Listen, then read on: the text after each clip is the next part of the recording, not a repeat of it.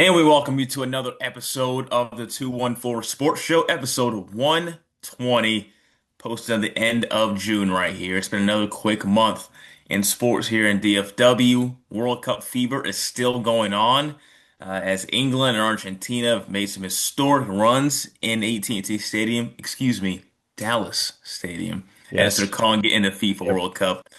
Sorry, FIFA, don't want to get fined there. That's my bad. I know y'all hound on people with your advertising, but it is a famous stadium here in the NFL. But it's been a lot of great contests here in North Texas.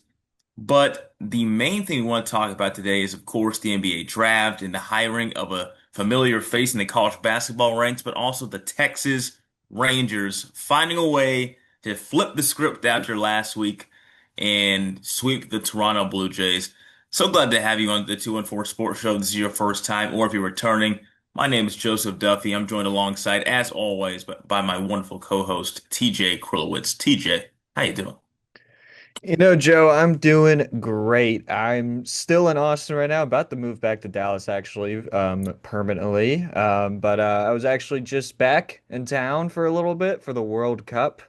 I did not go to the game, but I saw Japan and Sweden on Thursday at Texas Live, right outside of Dallas Stadium.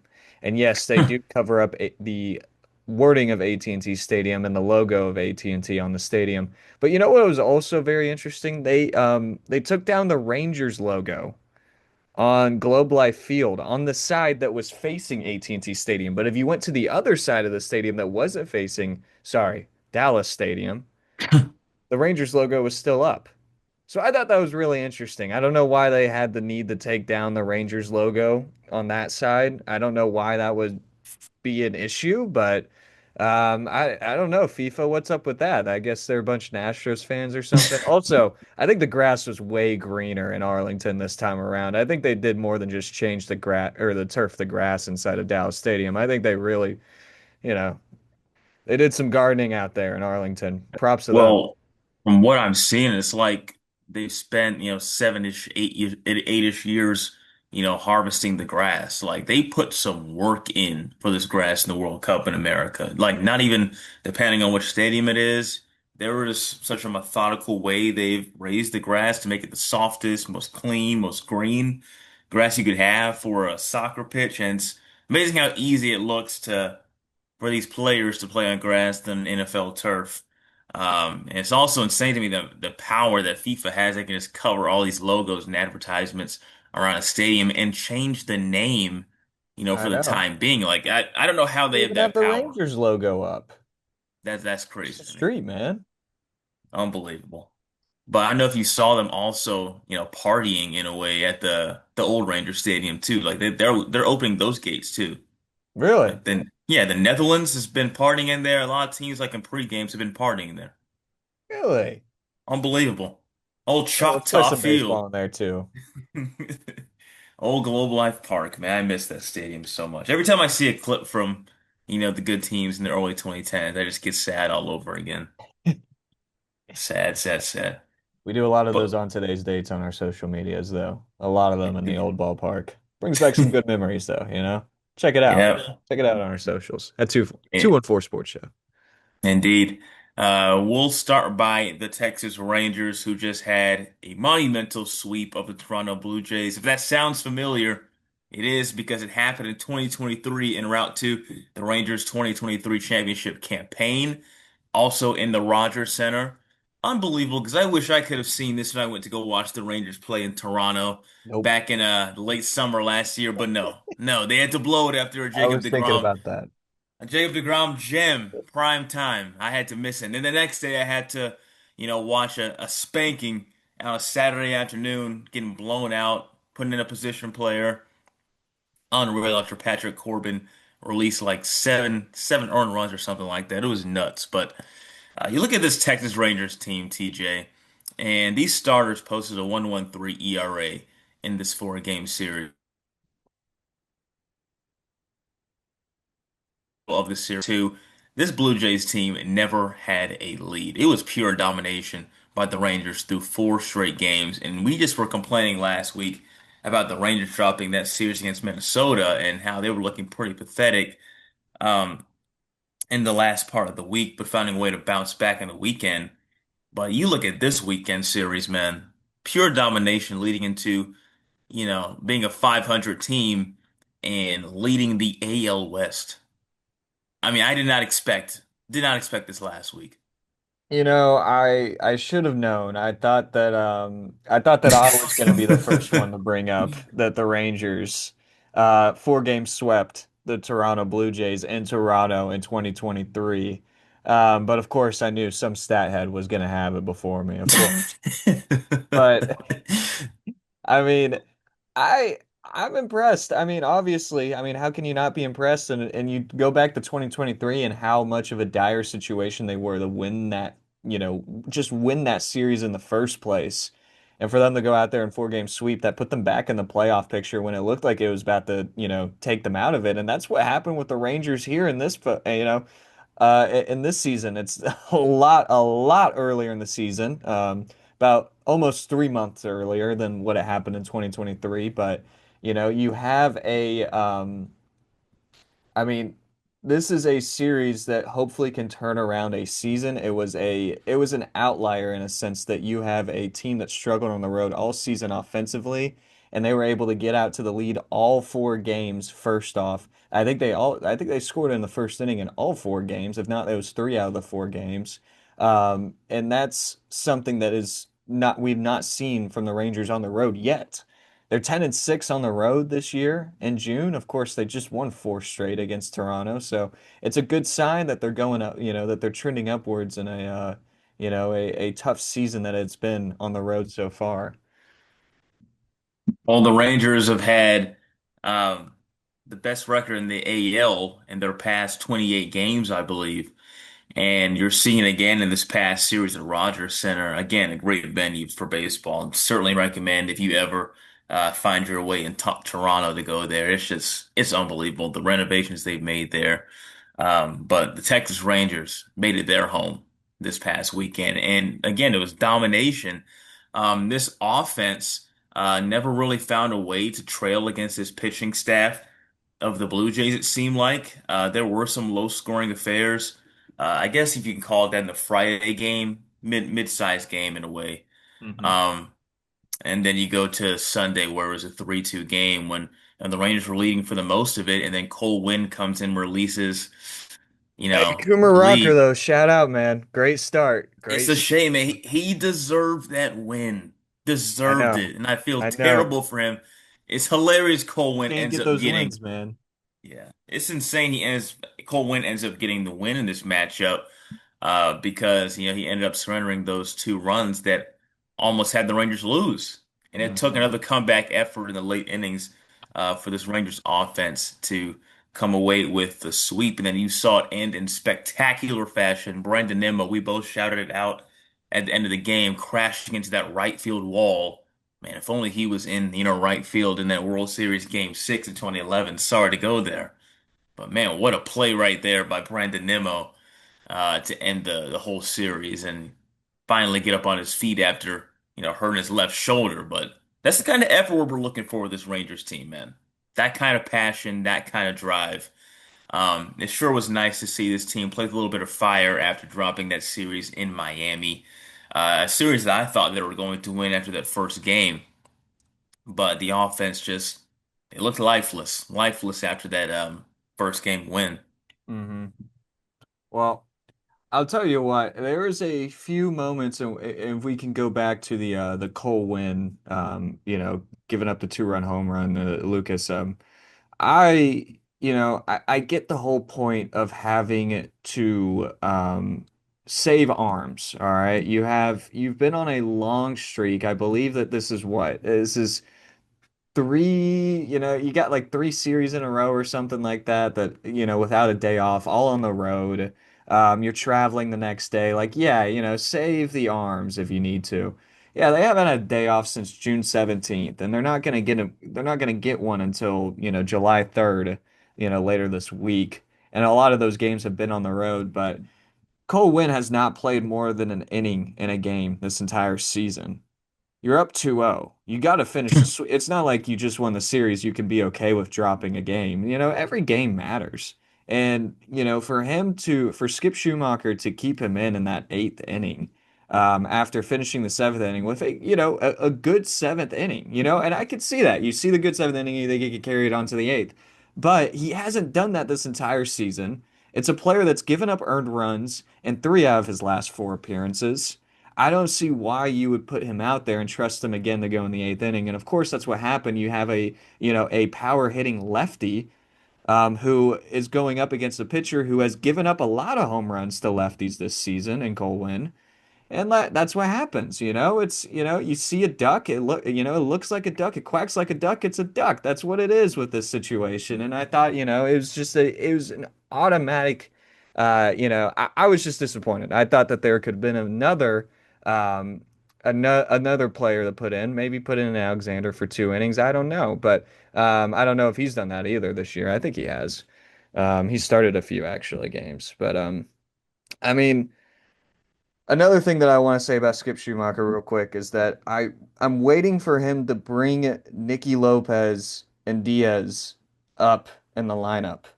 I think it's been time. I think it's been past due time. This has been two amazing, amazing A plus signings for the Rangers this season. I mean, let me just say, they are top two on the team in batting average since they have came here. They're top two the entire season. Nicky Lopez is hitting over 320 with the Rangers this season, and he's been on the team for almost about a month now.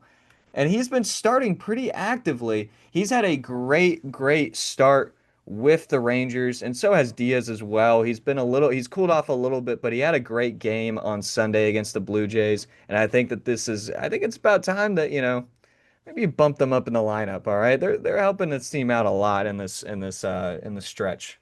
Well, it's a bad look for guys like Danny Jansen, who were supposed to be one of the key signings at the catching position. The guy can't hit. Higashioka, to be honest, is not a great defender, even though he's supposed to hold his bat better. Hmm. I really wonder what they're going to do at the deadline, because you're seeing guys like these just find a way to hold their own in the lineup, and I do agree they probably should make their way up. And Nicky Lopez has been one of those key revelations throughout the year. Alejandro Suna is, of course, making his mark this year as well from the outfield. But coming up for these Rangers, as you were mentioning, Tyler Alexander, he'll be making a start. By the way, something that never happens, a guy who gets back-to-back saves, turning out to be the starting pitcher in that third game. And so he's going to be starting against the Cleveland Guardians tonight at, I believe, 6 p.m. Central Standard Time. You're going to see Tyler Alexander make a start. He wants to make himself available, he says at all times. And, this injury-riddled staff, or a staff that's had, setbacks in the past, I should say. But it's going to be an interesting look to see him get the start after two straight saves. But speaking of people who have had injuries, man, once again, after a guy who's been mashing, it makes me sick to my stomach. I Wyatt know. Langford is back to the IL.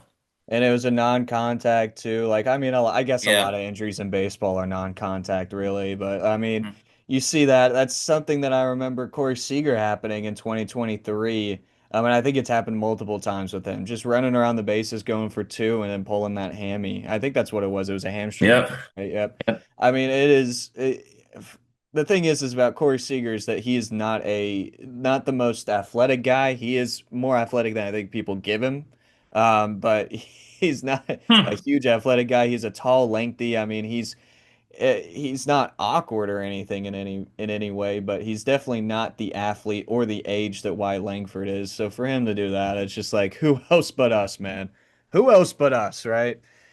This Rangers team has always been it's their thing, man. It's their thing. They gotta get injured. They gotta keep staying injured. I don't know what I'm saying, but it feels like they're always one of the most hurt teams in the league.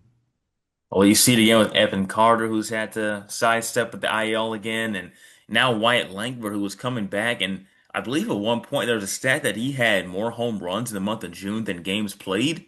I believe I saw that somewhere at one He point. was raking. Yeah. It looked unbelievable. I mean, it started to look like he was turning the page on his season. He's been heated up after having a really slow start. And then you see this again, and it's like, bro, these guys who, by the way, look jacked, who look muscular sometimes seem like they're more hurt than the guys who are like heavyset guys. I'm like, how does this happen, by the way? White Langford has been compared to Mike Trout for his build for a long time, but honestly, you see this now, and it's like it's almost like the injuries are the big comparison too, because he's been kind of made of glass, and that's been an unfortunate part of his career, going to the IL as many times as he's had. It's a shame because a young guy shouldn't be getting his hurt like that. Oh, absolutely. Um, it's sad, man, and I hate it for the guy because he plays the game hard. He plays the right way. Um, And he's had his criticisms here and there for not being, the Trout standard that people have put onto him. Way But too that's not early really in his fair. career, Way man. too hard on the guy. He's still very young. Hmm. But you hate to see him get injured like this, so young in his career. This is probably like his fifth stint, sixth stint on the IL now in his career. Yeah. Um, yeah, rough watch for the guy. But as of now, the Rangers will look to keep riding this four-game win streak against the Guardians. Then 4th of July weekend, they will host the Astros. I got a quick question though. I got a quick question before we move on. Yeah. Do the Rangers have to? The Rangers don't have a fifth starter. Like they can't find a fifth starter for Jack Leiter.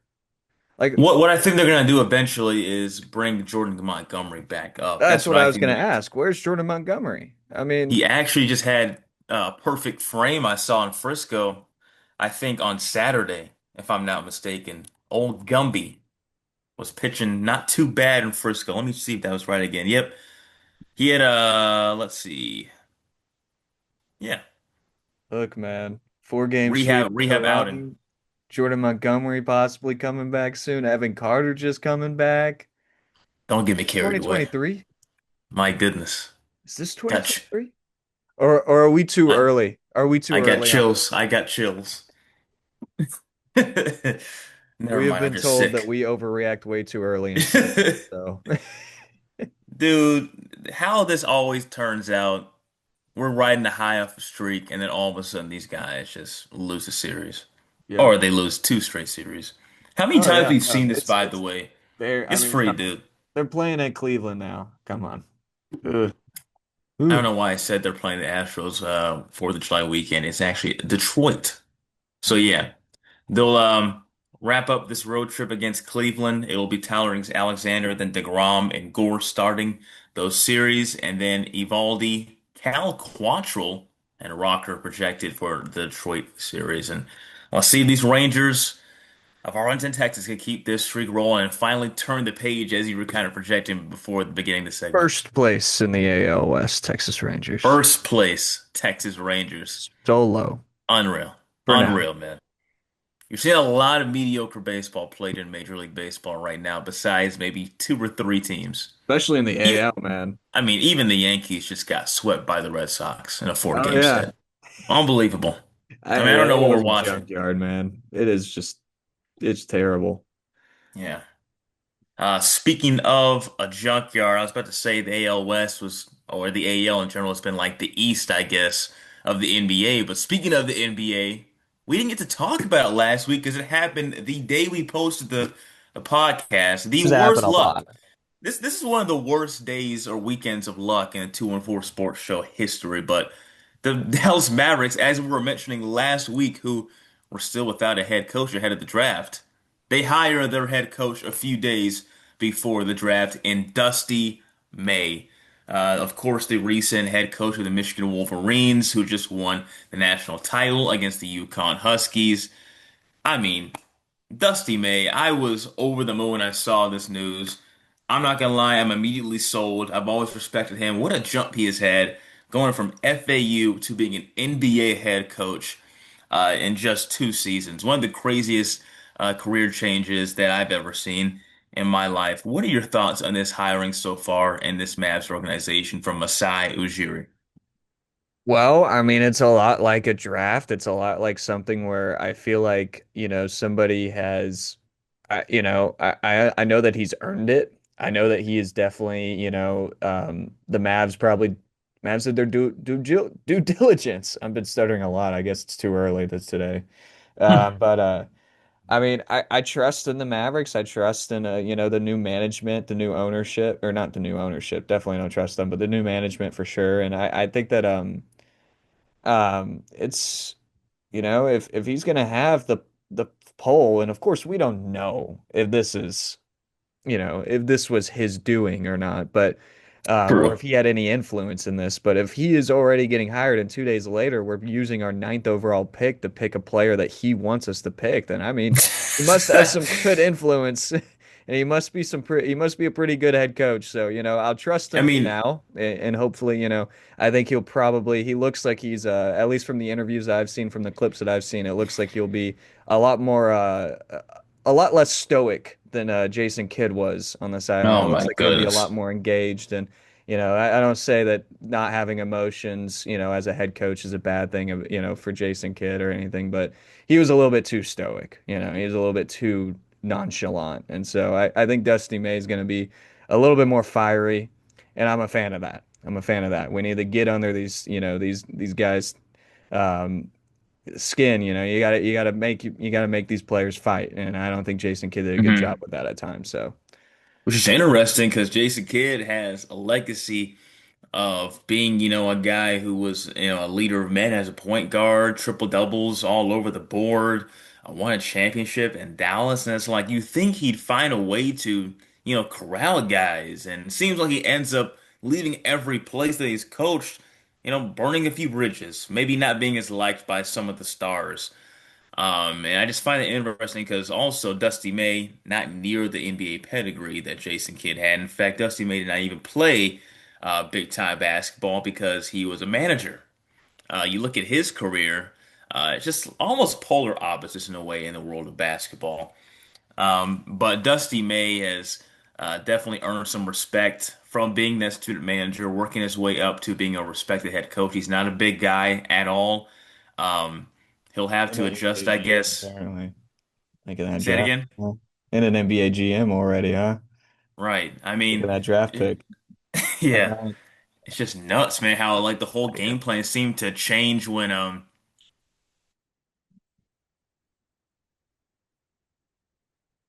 seemed to change once this guy gets hired as a head coach. Okay, they're gonna get a Michigan guy now. And that's what ended up happening and getting Morez Johnson Jr. at the number 9 pick. And I know we may have interesting thoughts following that because that's not at all what we expected. I said they were getting Braden Berries. I thought they could have traded back for that last week. And you see this happening, a 6'9" forward who's on that championship roster, 7'3" wingspan, to add into this young core of the Dallas Mavericks, the projected young core that they want to have. It seems like they're maybe listening to Nico after all, trying to build a defensive identity. Who knows? Defense wins championships. It's like I could Uh, almost hear him still say that when we drafted Morez Johnson Jr. It's like I could hear it in the back of my mind. Um, yeah. no, I mean, I love his play style. I love Morez. It looks like he's a great player, but it's just not what I expected the Mavericks to take. It's just not what I Right. feel like the Mavericks need, obviously. They don't need another defensive-minded center that, has limitations on offense and limitations on shooting from outside.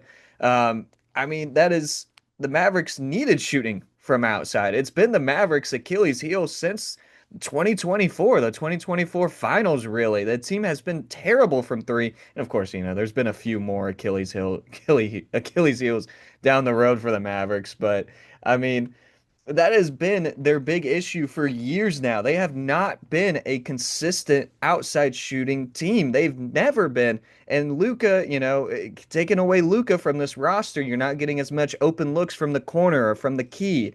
And so now you're not having Klay Thompson be as active or get as open as he used to. And PJ Washington hasn't taken a step up in three-point shooting. And your best three-point shooter on this roster right now is Max Christie, who is, at times has had stretches where he, is just completely inconsistent. He could shoot 13 threes and go 4 for 13. I can't tell you how many times I've seen like a 3 for 12 stat line on Max Christie. And I'm not hating. Yeah, I am hating, but I'm not hating completely. I still love Max Christie. Tour But dates. I I'm just, you already have Derek Lively, you already have Daniel Gafford, who I think with this draft makes it a done deal that Daniel Gafford's not on the roster next year. I don't see why they would have him on the roster. which sucks. I've always been a huge supporter of Daniel Gafford. I've been a huge defender of Daniel Gafford this last two seasons. I don't see what the Mavericks direction was heading in with this draft pick because I know they ended up getting a good shooter with Sergio De La Rey, with the traded pick. But I mean, I was expecting them to go with something in the backcourt right away, even though a lot of the players went right before them. And you speak of Del Rey, I mean, you saw a clip, I don't know if he did really honestly, about how he, in the NBA, he roots for the Mavs. And he's coming to his favorite team. And you see this trade that they make to pick him up. And then also, I believe, a Russian guy, I'm forgetting his name. I believe Vlesavoid Ishenko later on in the draft. And this trade that they made ended up building some more capital in the second round. You saw them send the rights of Koa Pete at that 30th pick on to the Suns. And so Koa Pete is going to his hometown team. I would have loved Koa Pete, but, oh well. Oh, that That's pissed how me the, off. I'm yeah. sorry. When I saw we drafted Goa Beat, I'm like, I they're trading this pick, right? I just couldn't believe it. But anyways, Masai, We since he, drafted two PJ Washingtons. I mean, yeah. I mean, speaking of PJ Washington, potentially in a package um, to get the rights of Kawhi Leonard. Recent rumors, by the way, that we're seeing online that Kawhi Leonard could be a future Mav, and that his Clippers days are possibly near their end, and Kawhi Leonard could be that veteran voice to help build up this next young era of the Dallas Mavericks. Klay Thompson could be in that package as well, getting sent off. What are your thoughts on Kawhi Leonard, the Claw, possibly coming to Dallas? I don't know, man. I feel pretty mixed. We both know that, I mean, Kawhi Leonard is a player that I've never despised. I've always liked Kawhi Leonard, but definitely have always hated playing him in the playoffs. As we all know, that guy's given Nightmares. me PTSD 2 years in a row. Sickening. Um, Couldn't but couldn't um, miss, it felt like. no, I mean it was insane. He knew what he wanted. He was a mid-range demon, which he has always been in his career. And I don't know. I just feel mixed. It's not. Aging stars that have had injury issues. Um, just hasn't been a good mix for the Mavericks these last few years. And I know that this is an actual win now move. So I mean, I like it. He had his best statistical year last year, but he also had a lot of off the court issues too. And so I mean, I don't know. I'm a little skeptical of going for something like that, especially when your team is already so injury prone. You have a center that you're relying on to be the future center of your team that has played an average of maybe 5 games a season in the last 2 years. And so, I mean, I get a little bit worried about that, but I do think it's an upgrade. But for how long? I don't know. What do you think? And you definitely are going to give up a lot for him too, as you were saying. Like it was statistically one of his better seasons, if not his best of this decade. This guy was averaging pretty much 28 points a game. And you talk about, there's been talk about him possibly playing more than expected these last few seasons, but even then, this past year, man, he played 65 games. And he missed, still a good chunk right there. Finished seventh in the MVP race. It was a great season that they found a way to bounce back in the Clippers organization after having an awful start, awful start. Hmm. Ended up not really meaning too much in the very end as they got bounced from the playoff picture very early. But you look at his season last year, he still has some in the tank, some stuff in the tank for sure. It's just a matter of how long can he maintain that in the rest of his career because he is, 34. Let me look at this up again real quick. Yeah, 35 years old. And it's like he'll bring veteran leadership. He can help tutor these young guys and Flag and Morez Johnson and Max Christie, but it's a win now move, as you were saying. And I don't know if it'll be the payoff that the Mavs are looking for a guy who's 35, who's dealt with numerous injuries, so many more injuries that even Stephen A. Smith has said it's the worst contract in league history Oh man. because of the money he got. played based off the amount of games he's actually played and how he's sat out. So I don't know if I'm with it. I'm not with it, to be honest. Yeah, I know. I mean, I go back and forth, but yeah, I mean, I feel like just real quick, you gotta, I feel like we gotta remember, and I don't know, there's probably a stat head who's mentioned this before, obviously. I'm not the first person to make this eureka, but I mean, our current GM was the GM for the Raptors when they traded for Kawhi. Yep. And so, I mean, I'm not surprised that he has, a certain interest to get Kawhi back. I mean, he won him a championship, so I mean, I could see why he's really high on him. And I don't think that the offer that the Mavericks would have given in this discussed rumor is not life. Like it's just not. It doesn't give me any dissatisfaction, other than the failed Clay experiment. Yeah. That would be tough, but That just it's makes already me failed. sick, man. He could be The on the problem Mavericks is next year and it like still failed. the problem is who has the leverage in this? Because you could have Masai negotiate that. Maybe we shouldn't send as much of a haul to you because this guy is iffy. We already have an injured point guard and Kawhi and Kyrie Irving, who we're still waiting for him to come back. I don't know if he can negotiate his way into not giving as much as projected. You're still gonna have guys like PJ and Clay shipped off, and I'm sure a crap ton of picks if you want Kawhi Leonard. But I look at this front office of the Mavs. This is a different era, man. And Masai Ujiri is just nasty with the way he gets his business deals done. He could find a way to get Kawhi here if he wants him to. I just feel like it wouldn't be worth it because we already don't have a lot of, picks coming up in these next few years. You just saw a There you go. 2033 pick get received by the Hornets in this Miles Bridge trade. Which, by the way, we can touch on that real quick. Completely disagree with what they're doing right now in their front office. You're seeing LaMelo Ball getting shipped off to Minnesota to be paired off with Anthony Edwards, and then now Miles Bridges going to Phoenix in return for Grayson Allen. Now, you have your best run in franchise history. By the way, a pretty mediocre franchise history in the Charlotte Hornets. Post All-Star break, your best record that you've ever had, and you already blow it up. You don't even run it back in another season. You say that's it for real? Look, man. Oh no. Another team making a terrible, terrible trade, risking their future. But you know what?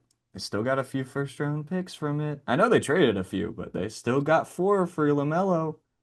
Look at that. Look at that. A return.